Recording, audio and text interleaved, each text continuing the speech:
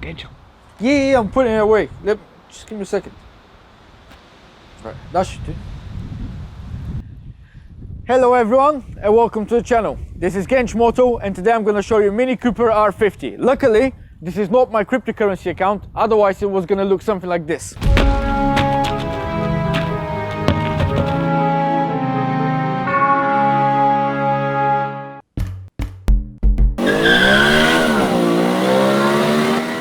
Right, here we are back again.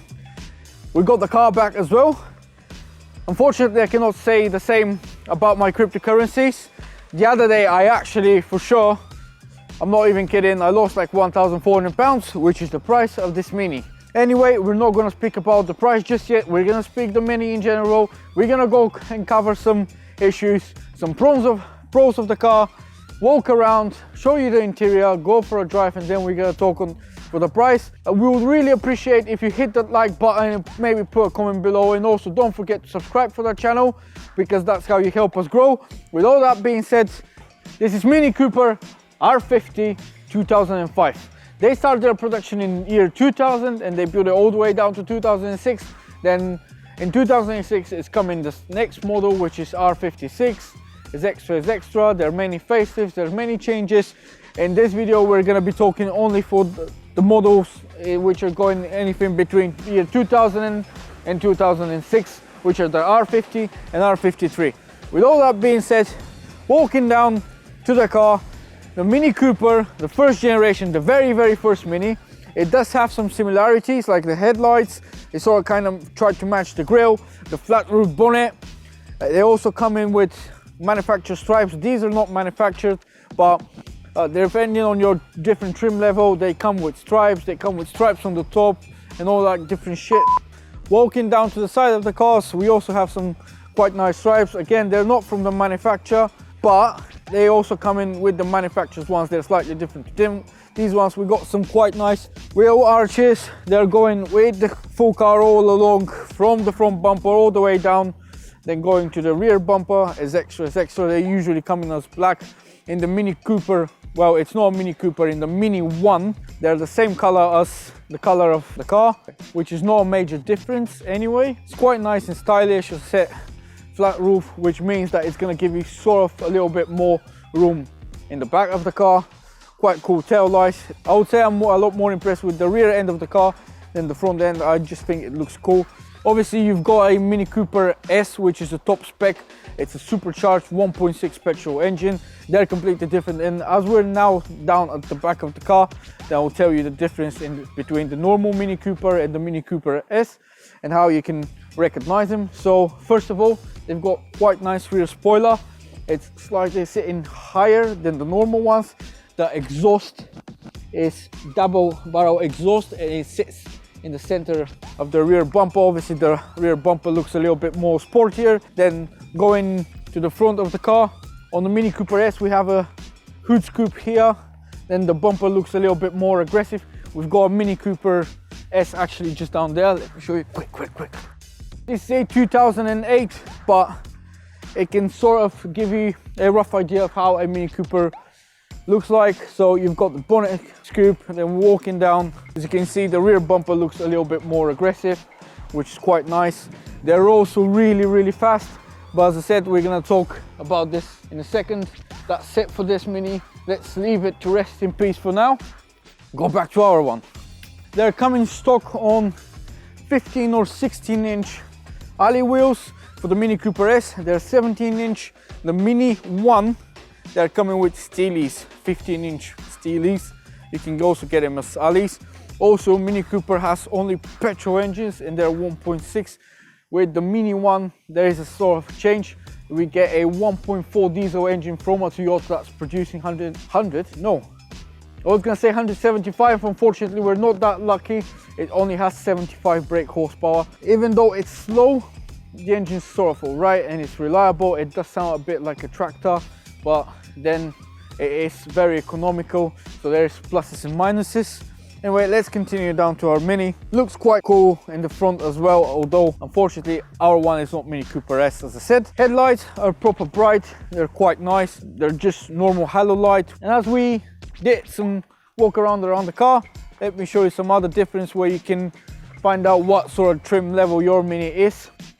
The ones with the sat nav, they always have their speedo and the rev counter right on top of the steering. But the ones that they don't have the sat nav, they've got their speedo right in the middle of the dashboard. But we're going to talk about this when we get inside the car. But before we shut it, typical for the hatchback, they don't have any frame on the windows, which is quite nice and cool. And when you shut it, they go automatically up, so it stops it from raining, which brings me to the first common issues that they have. Sometimes the window doesn't go all the way up and it starts to leak water when it's raining. In England, that is very typical for this very popular car. It starts to rain, it gets inside, and then you can get mold. It's very easy to fix, just Google it. And as we started talking about the issues, let me tell you another one. These caps on the wing mirrors, they like to fall off. £5 on eBay each cap, brand new ones.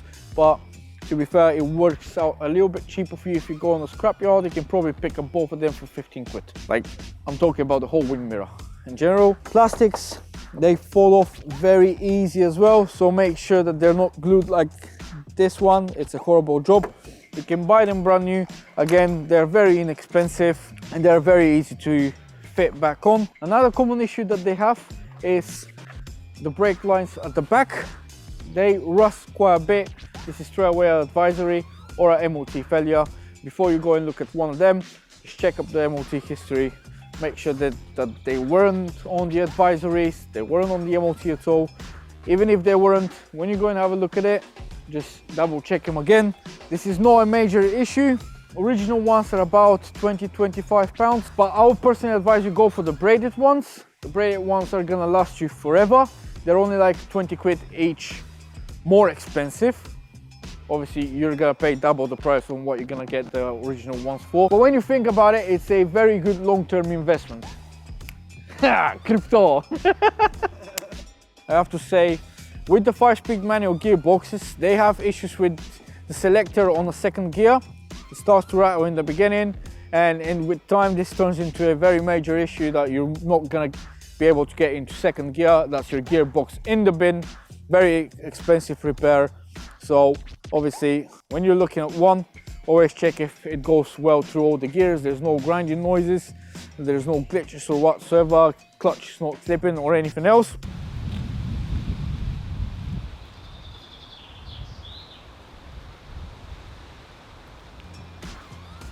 Also, when you're checking it out, always check out the coolant level. These Minis are known to leak badly. Usually they leak from the thermostat housing. Unfortunately, it's made from very cheap plastic.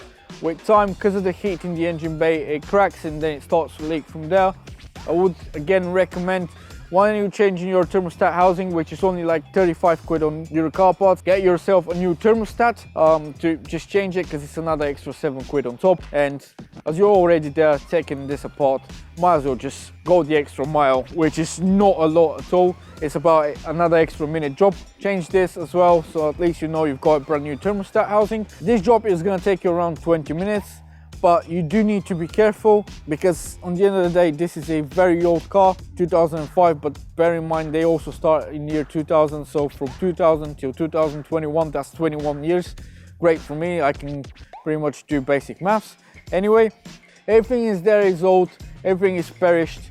And when I was changing my thermostat housing, because I had the same issue that I'm talking about now, my air filter pipe split on two because it was very perished.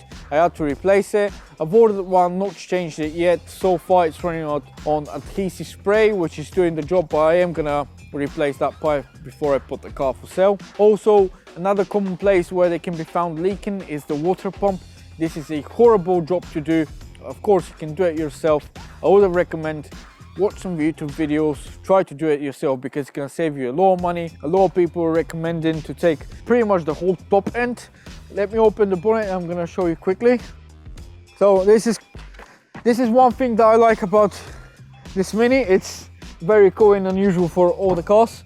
The bonnet goes up with the headlights and you end up left with this. And let's go back to the issue with the water pump if you want to replace it.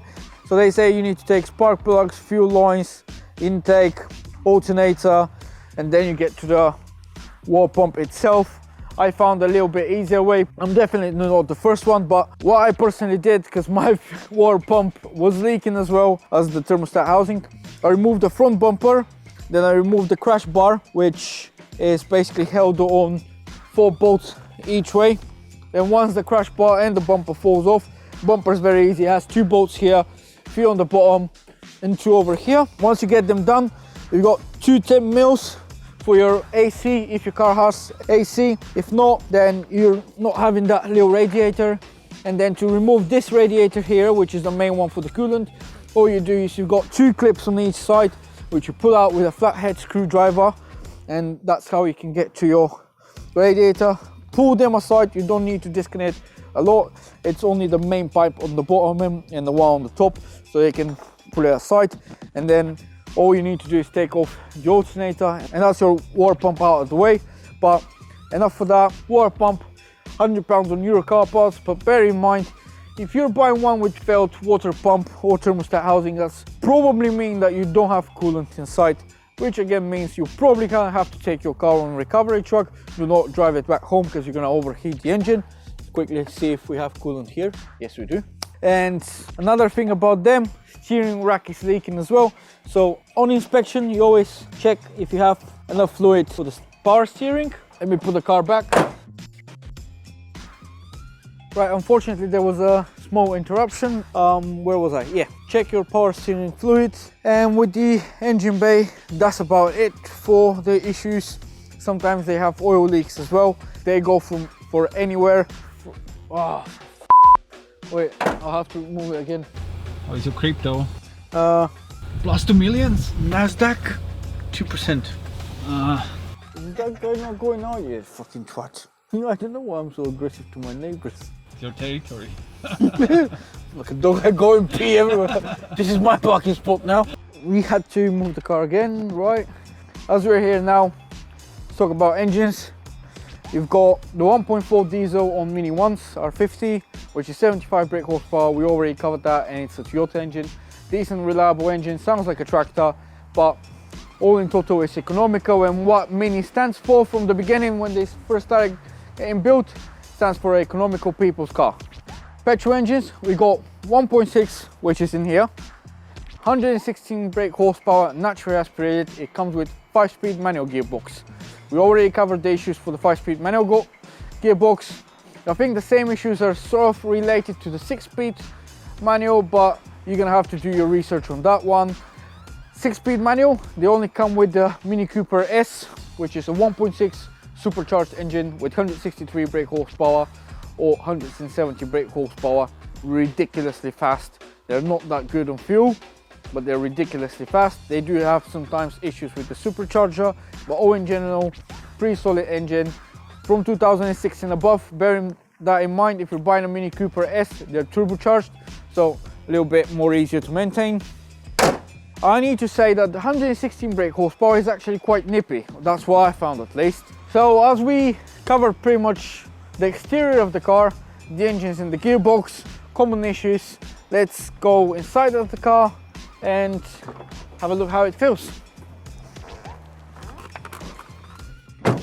Sitting inside of the car for first time, this is not my first time by the way, anyway, but I'll tell you how I felt when I first sat in a Mini Cooper. It feels like a box. It feels horrible. I didn't like it at all. I felt like I'm gonna get squeezed any second. It wasn't a great feeling. I should just put it as it is. It wasn't a great feeling. But the more I drove the car around town, the more I started to like it. Obviously there is advantages, disadvantages. We're gonna speak about that. But having them pillars and then that square shaped window, it's definitely not like any other car that you're buying. Mini is definitely different, but it is quite spacious. Seats, they're comfy. They're half leather seats, but we get also fabric, full leather heated seats. It feels a bit cheap, I have to say, especially on the side here. These come off very, very easy, as you can see. There we go. Common issues for the doors, it's not just them falling off. There's another one on the doors inside. Obviously there is a door actuator as on any other car.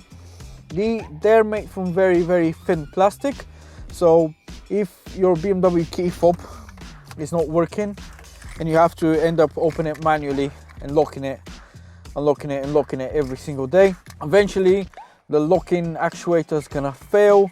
Let's say thin plastic snaps, then the whole lock twists itself, you end up locked, so you need to choose whether to break the window, get a AA cover or whatever, get a locksmith, or you do it yourself, screwdriver, hammer, straight into the lock, does the job. I've done it myself.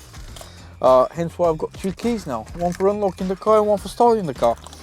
And as I've got it in my hands, I have to say it looks sort of a BMW key, but on the end of the day, this Mini is a BMW under the cover. It has that square diamond shape like the key on the E46s, but as well it is rechargeable like the E90s and E60s, and they get the same issues as the one that we mentioned in our previous videos.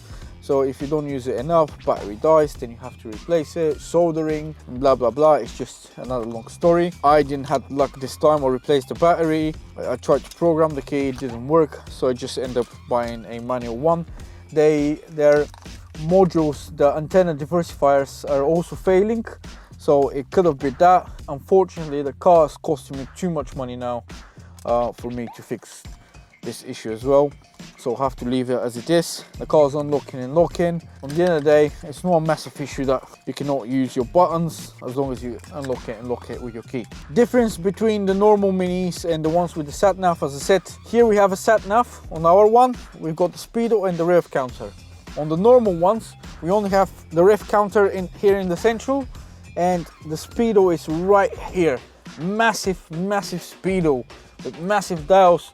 Looks a little bit like the clock inside your house, if you remember the ones with the bird that is going like 12 o'clock. Pew, pew, pew, pew. Get me what I'm saying. And also they've got a gauge for the temperature, and they've got a gauge for the fuel.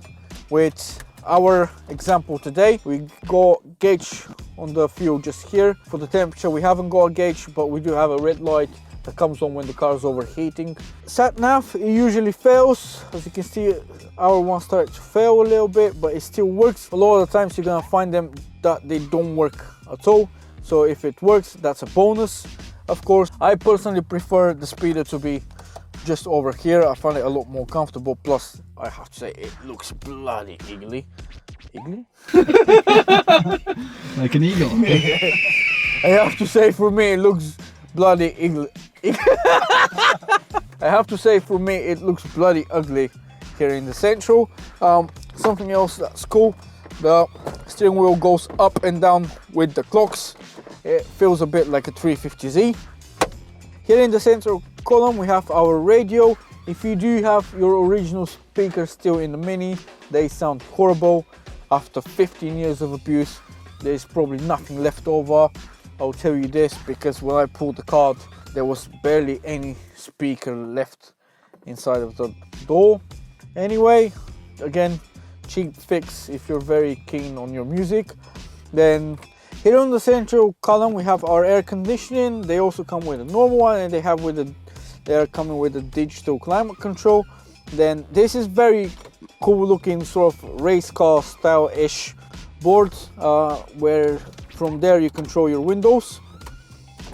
So obviously one for each side, fog lights, blah blah blah, and central locking. Then here in the central, we have our controls for the wing mirrors. Again, quite cool. They're mainly electric on all the models. And you have 2 cup holders right over here.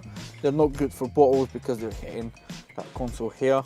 Basically, they fall off and it starts to leak. 5-speed manual, quite nicely placed, quite short. Then the vents are looking quite cool. Buttons, everything's quite a bit of cheap plastic. When you touch it, everything moves around. These are quite cool and stylish. These are the controls for headlights, the wipers, there's extra, blah blah blah.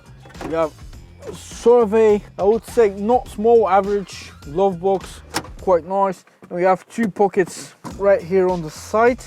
They're not comfortable at all, but they're good for putting some stuff in. Then seats on this one are completely manual. They go up and down.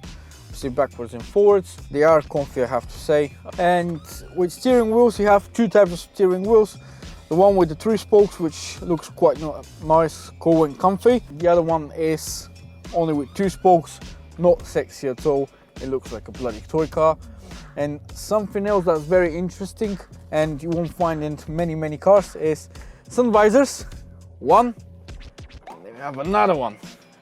So you have 2 sun visors, pretty unusual, but quite a few cool feature. Little central mirror and quite a square-ish port in general. As I said, when you first get into it, you don't feel very comfortable. Feel a bit depressed maybe because of the square shape if you're not used to minis. But once you drive it for a little bit, you start to really enjoy it. With all that being said, let's move to the back and see how this Mini is at the back. I have to mention this is a 4-people car, not 5, 4. Here it goes on anxiety.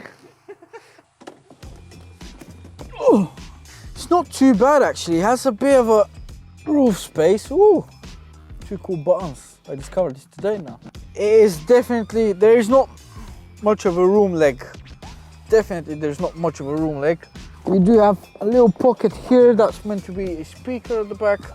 I like the fact that it's a square flat roof because it gives you a lot of headroom. But I cannot say the same about the legroom. As I said, we've got a central cup holder just over here. And obviously 2 pockets on each side. It's not terribly bad. For 2 people it's probably perfect.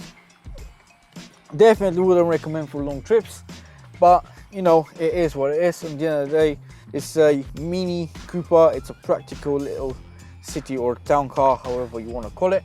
If your friend is mean to you and he doesn't want to open the door and pull the seat for you, it's a bit of a challenge. I do have to say the back is pretty basic, but we cannot really expect many extras. Right, as I've managed to complete this challenge of going out of the Mini, I'll show you the boot. Bear in mind, the boot is big as a 7-seater Zafira, but when the seats are all up, very tiny, as you can see. It's probably all right for 2 shopping bags, if that. Not much of a room. If you pull the handles, then you've got sort of a flat boot space. Not big anyway, but it's gonna do the job. No spare tire. We do have a kit. Cool feature, we have 2 handles here, so that way we don't get our hands dirty. Make sure you shut it properly because it takes a bit of a slam to get it done. And with all that being said, let's go for a drive. I have to say that we need to put the seat belts. We got the seat belts on. First impression as soon as you get in the car, in the square box on wheels, is that the steering wheel is typically heavy for a BMW, but this is something that I very like. Some people don't fancy it. Don't get a Mini if you don't fancy it, but steering wheel is quite heavy and stiff. You know where your wheels are at all time, and it is a bit like a go-kart. It feels a bit like a go-kart. Very good in cornering. Straight away you can notice that you do very good corners with no ace at all. Wing mirrors, absolutely horrible. Very tiny, no low vision. But the good thing about this car is that the windows are completely everywhere. Like when you start, your pillar here is very tiny, and you have that massive window on your side. The rear passenger's window is massive, and the actual rear window is not too bad either. So you've got a good view everywhere. Sat nav is sitting right in the right place. It's not too bright to take off your eyes. The controls are very easy to reach. The steering rack, on some of them, it makes a whining sound. 9 out of 10, just the top up of the steering fluid is going to be enough. It goes well through all the gears. It has 87k on clock, still runs very well. The original suspension as well is very stiff in general, so the car sticks to the road, especially on a very warm day. It sticks. That's why a lot of people are buying them for track cars. They get a Mini Cooper S, they convert it into a track car because it's very nice. Steering wheel is quite a small size, so again, another very good plus of the car. Speedo's quite nice, easy to see. It's a very noisy car in general. You can feel every bump, you can feel the wind, you can hear the wind actually. In general, the soundproof of this car is a bit crap. You can feel literally everything.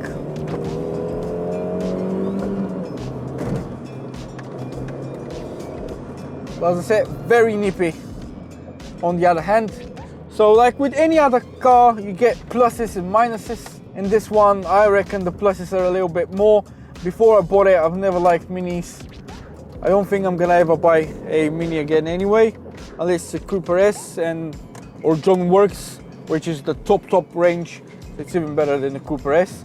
But I wouldn't personally buy it as my personal car. I would probably buy it for like a few weeks to enjoy it and then get rid of it.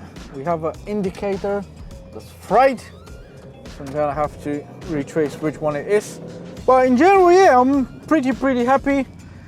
5-speed manual gearbox is usually not enough. It definitely needs 6 speeds for a little bit more economical on motorway drive. But all in total, nice car.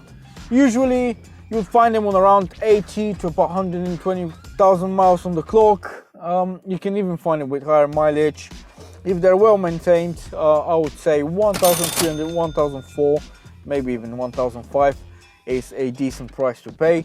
I'm talking about something that's on 60, 70, 80k on clock. For the ones that are over 120, about £1,000 is okay. Again, check if the common issues are there, if they've been fixed, because you're buying a car for £1,000, and if you start chucking money into them, if you're not mechanically minded, you're gonna have to repay a garage, and this car might cost you over 2 grand. If there's some of them common issues that I've mentioned in the advert, if there's any of them common issues, like for example the water pump, and for 2 grand you can get a very decent, very low mileage Mini from the same age, or you can go for the R56, which is above 2006. Again, be very careful when you're choosing one of these cars. Make sure it has service history. It's good if it has 2 keys, or at least one that's working properly with the buttons. Here's the whining noise. You hear the whining noise. It's not very comfortable for parking. That the steering wheel is so stiff, but you get used to it with time. I don't need to go to gym today. Mate, this guy parked like a With all of that being said, I really hope you're gonna get yourself a decent example of them, or maybe a track car that you can drag around the racetrack. Really hope we were sort of helpful in any way with this review. And if you did enjoy that video, again, please hit the like button, put a comment below, and make sure you subscribe with the bell notification, so that way you can see our new videos that we're posting every now and then. And that's it. Peace out.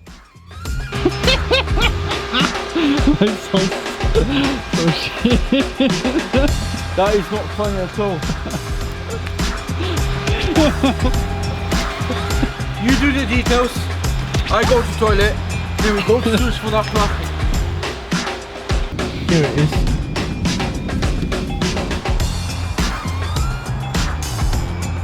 Quick.